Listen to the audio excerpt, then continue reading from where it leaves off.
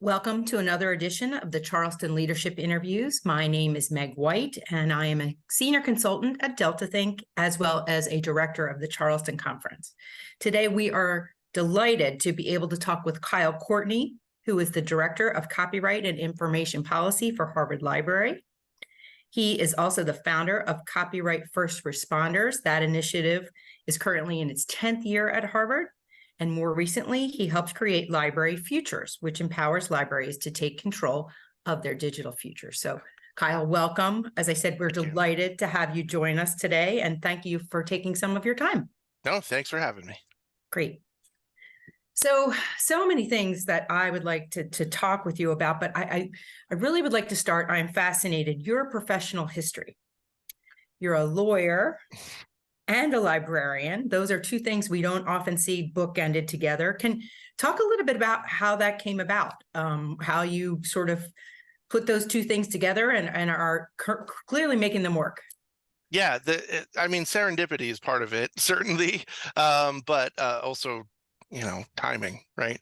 So I was a history major, and I actually clerked as part of my history internship in college, and I got a little exposure to the law, right?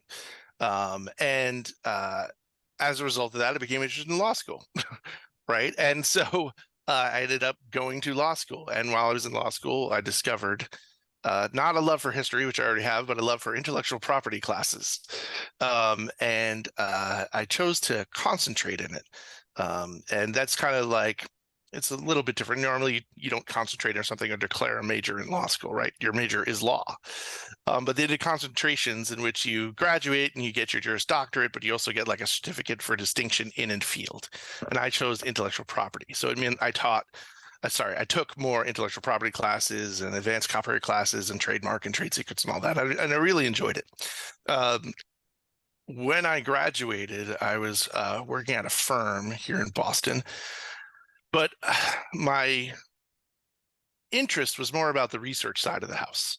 I really enjoyed my research and writing class in my first year. I TA'd for the professor. I started making like library curriculum as an upper level to help the 1Ls that were coming in and learning research. And I just took to it, and the firm knew that I was good at finding stuff. I was good at finding stuff. It occurred to me that at some point it wasn't knowledge of the cases or the information itself. It was knowledge of where that information might be found that was critical. Like, oh, if I knew of this database, I knew of this resource, I knew of this thing. And so I got turned towards law librarianship, which is commonly something that, you have 2 degrees, right? You have possibly a law degree and maybe a library degree. I didn't have a library degree yet, so I went back to library school. So I was a lawyer, went back to library school, and then did the traditional law librarian thing, which is like, you serve in a reference. Oh, there's my cat. You sit on the reference desk, you answer questions. I did interlibrary loan, I did access services, I did document delivery. I did all that, but I did it in sorry. That's fine. Pets are welcome here at the Charleston Conference. Yes. In fact, yeah. I understand that. To say pets are encouraged. So yes. So I did all that, but I did it for law library. So I got this exposure, and I was a professional law librarian for a while. At some point, though, when I joined Harvard Law Library, I asked a question one day. I was like, what do you do about copyright? Right? Because my entire background in law was intellectual property. And the answers were varied.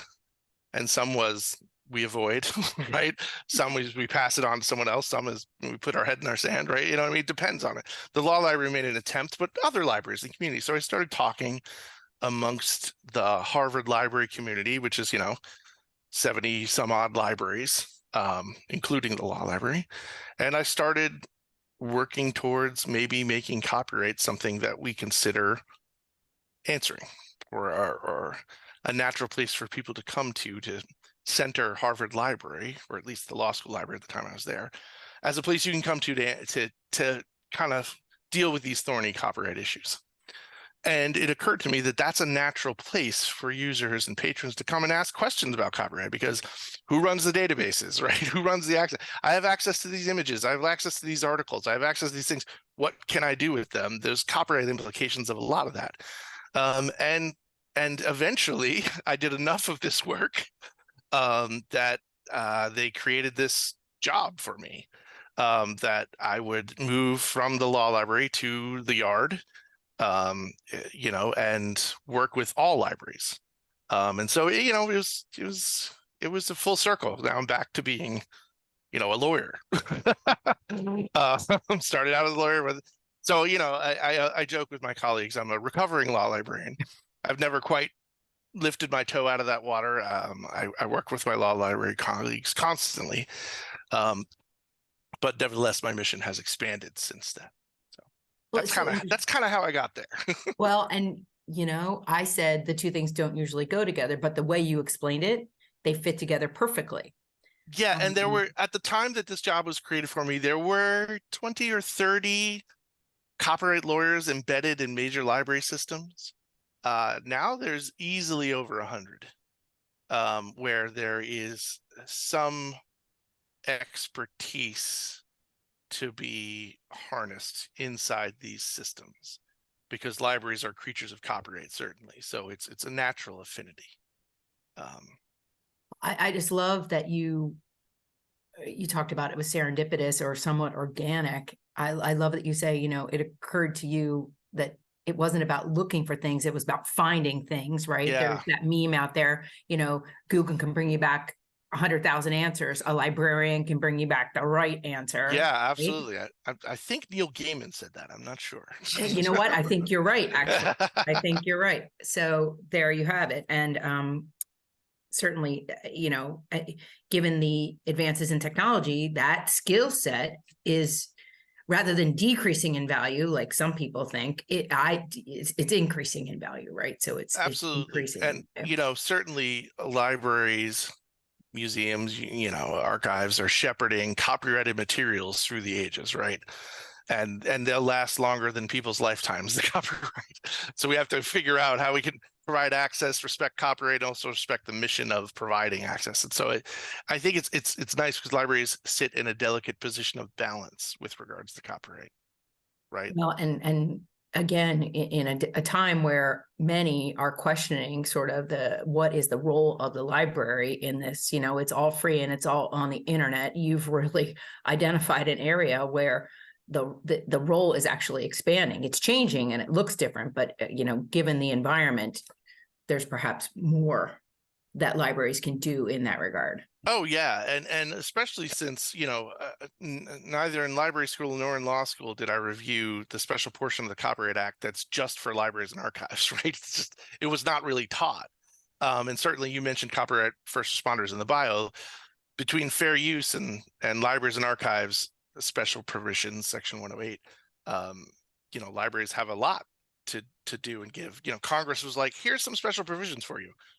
Why not we read them, utilize them, and interact with them at a higher level? So certainly that was some of the origins of some of that work I did here at Harvard. Like, let's look at this closely. And because we're going to get questions are not going to stop, Right. Right? They're not going to stop. So let's see if we can identify some quick wins. Some questions are very complex and require that you dig deep. Some are pretty quick because you're busting myths. Right. So to the Neil Gaiman quote, there's Google give you a million answers, librarian can give you one. There's a million opinions about copyright out there. A well-trained librarian can give you the truth about copyright law. Well, so and we'll trademark that for you here today. Yeah, that's thank you. I'll send that right out. We'll meme it up for you. No problem. Absolutely. Absolutely. So you mentioned this, and perhaps this is a good segue. Can you talk to us a little bit more about Library Futures, just Sure. overall, and your role, some of the goals and objectives for that nonprofit? Sure. So Library Futures is, I guess, some of the birth of my bigger forward-thinking ideas about, like we didn't really talk about this in library school nor in law school. Maybe we should talk about this more. This became kind of the advocacy arm of some of my thinking around what was going on in the space that libraries were serving, right? We serve our patrons. Where do we meet our patrons? We meet our patrons in the digital space. And I would hate for libraries to be restricted from accessing the space in which their patrons live, work, and provide access to. So Library Futures was intended to deal with some specific principles that we came up with, and the founding board was basically like, there's certain things that libraries do that are core, right? In addition to being in the digital space, right? We do lend books to folks, right? We legally acquire books, and we want to be able to share them, right? Again, it's not free. Libraries buy and pay lots of money for building their collections, and so shouldn't we be able to lend them?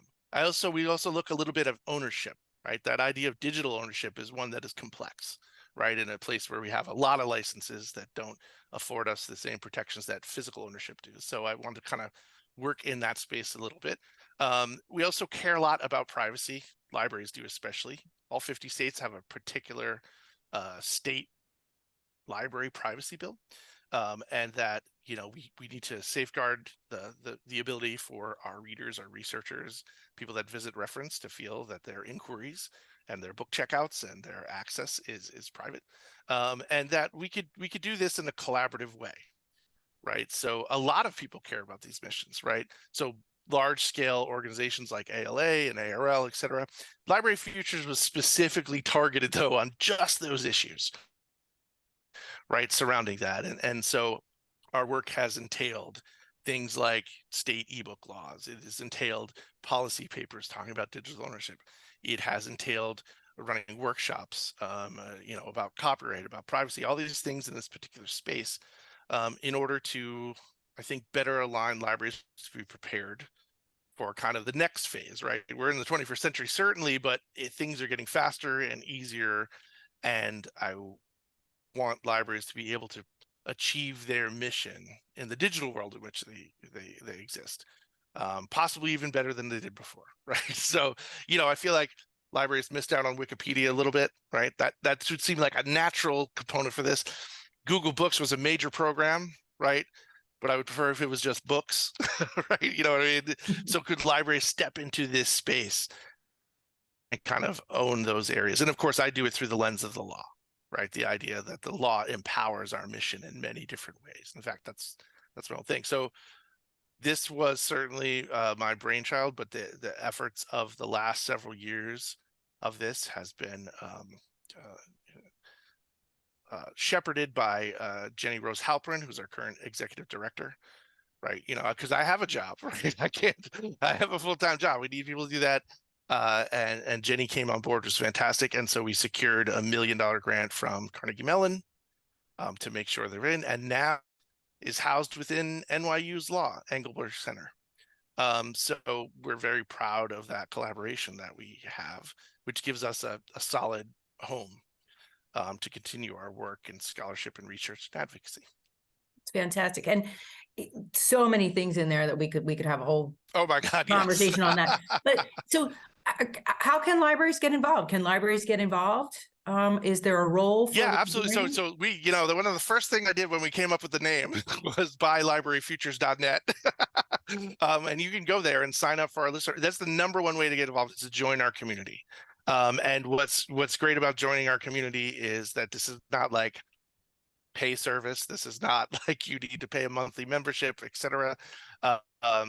Once you join, you start getting our information on what we're doing, where we're doing it, and how you can help. And I think that alone, harnessing what I refer to as the spirit of volunteerism, which is always it runs abound in the library community, is the most probably important part of that, right? We continually are hiring Library Futures fellows to explore different topics. We do webinars, we do programming, and the newsletter is the key to knowing all of that. Okay. All right. Well, great. Well, hopefully folks will take note of that. And yes, please. To the degree that they're able, check it out. So yeah, absolutely. Libraryfutures.net. Got it. Yep. So all fantastic. I want to switch channels a bit and talk a little bit about Charleston and the conference, which you just recently returned from, or maybe last month now, we're taping this in December, but what were you first time attendee at Charleston? No, I have been to the Charleston conference I would say a handful of times. Um, uh, I've spoken there before on some fun workshops. I think my first time at Charleston conference, I did a panel of is CCBY too open? I think I remember that. That was my first one that I did. Wow. That was a while ago now. It was definitely pre-pandemic, but I've also I was also there another time, and then I at least did one or two times that the conference was moved completely online.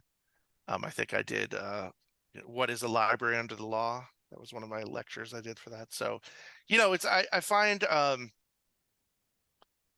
the conference to be dynamic. And when I mean dynamic is that there's always a ton of things I want to go to. And see. I think the breadth and scope of it has certainly expanded over the years, but I think they still do a very good job at finding cutting edge issues. Want to talk about those, right? But also kind of revisiting some of the core and fundamental values that the library system and their partners in providing access can offer. And so, it's a nice mix. Pretty amazing. And I will give a shout out to my fellow directors who are on the program committee.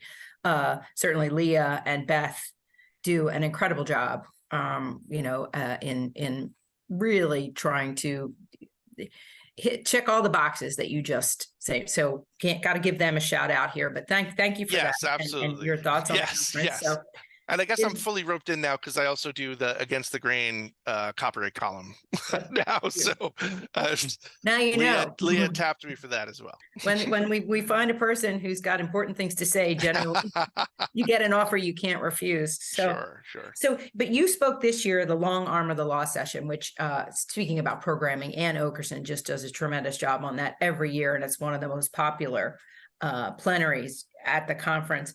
But your talk as part of that session focused on artificial intelligence and copyright. And you mentioned some cutting edge things. At a conference, a lot of times when you sit in a session, I try to think of 3 takeaways from every session. I try to boil it down and I say to myself, okay, what are my 3 takeaways from the speech? So if you could maybe give us an insight, your talk specifically, long arm of the law. I mean, again, we could talk for hours on this topic, but the 3 things that you hoped that attendees at your session or folks listening to this interview you'd like them to understand, 3 takeaways. Yeah, so 3. I mean, that's a good question. The number one is that it's unsettled, right? So if we look at putting this through the lens of the law, right? I think I renamed the session the robotic arm of the law, but that idea is that AI has been around for a while, but the explosion of it the last year has really affected every single, not just libraries, any facet of any work anywhere. But libraries have still yet to plant a flag, right? So I don't want to think that a lot of people are like, the ship has sailed. And I was like, I don't think it has sailed. I think for very big, giant organizations, it has sailed. But I think libraries have a chance to plant their flag still. It's that early. And secondarily, nothing is settled and that the law is still struggling. I mean, there's multiple suits out there. I keep track of them, obviously, as far as lawsuits against this. It's, thankfully, it's not against libraries, but it's talking about fundamental issues in which libraries have a vested interest. And one of those is training AI a fair use. And I was, focusing in on these articles that were written about training that occurred on an illicit ebooks pirate site. So 180,000 books that are pirated. So that is what it is, right? The court shall work that out. I have a whole big speech about whether or not that can affect a fair use, whether something's pirated or not. But let's put that aside for the moment and say, well, what if it wasn't illicitly acquired? What organization has been collecting and organizing information for hundreds of years that could be legally acquired and perhaps utilized by our patrons? And so I was saying maybe libraries are the next place that we think about AI training, right? That's collaborative, that's legal because we acquired these materials, and that could usher in a second stage of AI, which is training on specific data sets. I see that constantly happening. I want to do that myself here, right? That idea that, let's say the law school here has every decision ever published from 1636 to the present, right? Having a corpus that you can train on, that's verified by a library, it's real, here's the corpus, and then let's train a model on that. We have a Q&A answer bot that answers questions about case law or something like that. So I'm seeing that the questions we're getting that are emerging from the Copyright First Responders National Network are about individuals that want to build their own large language model off a specific data set in a genre, right? And I think that has really enormous potential. And when we talk about libraries planting their flag, train on the corpus. Don't go to books, illegal books. Go to our books, right? Which we have, and which will, I think, maybe, perhaps, work in the concerns about AI surrounding bias and things that are published and giving voice to voice. Like, we hang on to everything. Like, libraries are the keepers of forever. So we have all those things, even the rare manuscripts, even the one-offs, even the books that weren't popular, even the books that are from different cultural societies. We hang on to those, right? So I think there's something interesting to be said about that. Yeah, the third thing is I think we didn't get to talk about this much in this space, but AI output aiding the library's mission, right? So we've done some talks here at Harvard Library. It's like, could AI generate a catalog record, right? And you can experiment with this now, and the answer so far is no, right? But when the output comes on the other side, right now the US says, oh, well, that's in the public domain. So that could be good for open access, right? AI outputs automatically in the public domain, or at least uncopyrightable. That's careful. But other countries have said other things, right? The UK is like, well, maybe it's copyrightable. And China just came out this week. A court in China said, well, no, AI is art, and therefore art is copyrightable. So I think, once again, libraries have all of these things in our collections, right? That may cause these things to be outputted, but wouldn't it be great if this could aid the discovery, right? AI in helping the collections be discoverable and releasing data sets of MARC records or whatever that would automatically be open. That would be interesting to me, because I think linked data and all this stuff should not be hampered in any way to aid our research. So those are some of the things. At least those are some of the things that we talked about. Some of the things that we're thinking about. Well, and it's interesting because I think training is one of the things that people are talking a lot about, and starting to realize, if you're training a large language model on, a bunch of things that are not sound sources, Reddit or whatever it's going to be, Sure. then, it's garbage in, garbage out. So I think people are coming around to the fact that, you've got to use these tools in an appropriate way, aim them at appropriate content. But I think the concept of discovery and linked data and what AI could do for in that space, I think is not getting as much attention. It certainly hasn't been in the forefront of my mind until you just brought it up, and then I kind of my head went boom, like, oh, yeah, no, look at that. If it's done right, it could be quite a thing. Now, getting it to do it is hard, but anything worth doing is putting some time towards it, right? Well, and you think about, this was Annette Thompson, who at the time was president of Clarivate several years ago at Charleston. You might have seen the talk. She said she imagined a world that would be open, connected, and seamless. So when you think about those three things in terms of scholarly content, or any kind of content, scholarly, if you start to break those down and look at the impact of a technology like artificial intelligence applied to each, maybe, like, not just, for finding an answer, but more how to provide an environment in which it's seamless to find that answer, perhaps. Yeah, and certainly this is the problem with if we think about the large scale problems of what an old university librarian I know who's now retired said, the failure of my catalog. I remember him saying that the failure of my catalog to get the people the things they want. This would break that down. If you go from 7 clicks to 2 clicks, as the user's moving through, then that's an advantage, right? I mean, all of our students and patrons want 1 click, and we're almost there, but but I think how AI could help us move in that direction, especially with open metadata, I think that would be very interesting. And I agree. So that's a good takeaway for me from this interview. So we're getting toward the end, but this is fascinating. And as I said, this could go on. I told Don I think I could talk to Kyle for hours, but moving the focus back to you, some more personal things. Can you talk about the last book that you read that you're interested in that wasn't related to your work? That's a challenging question. Okay. Because I like, even I read it was 7 lectures on copyright law from 1910, right? It was an interesting book about, it was the history of, how copyright moved from England to America in these 7 lectures given by this person. But I did realize I was reading a book that was not about copyright. And it was a history of Vermont, actually, which is kind of a funny thing to just pick up and read. But I have a farm there. And so I wanted to try and find out, like, in this region, what is the history of this region, going back to the peoples that were there prior to the settlement. It's really been enlightening about, I'm talking about, we're going back to, like, when the glacial ice, carved out what is the mountains and then receded what was there and from forward. So it's been quite fascinating. Yeah, I was going to say, now there had to be a reason you picked Vermont. Either you were born and raised there, or you spend time there now. So answerable, and a beautiful state, especially right. in the fall. So all good. So yes, oh my God, yes, absolutely brilliant at the fall.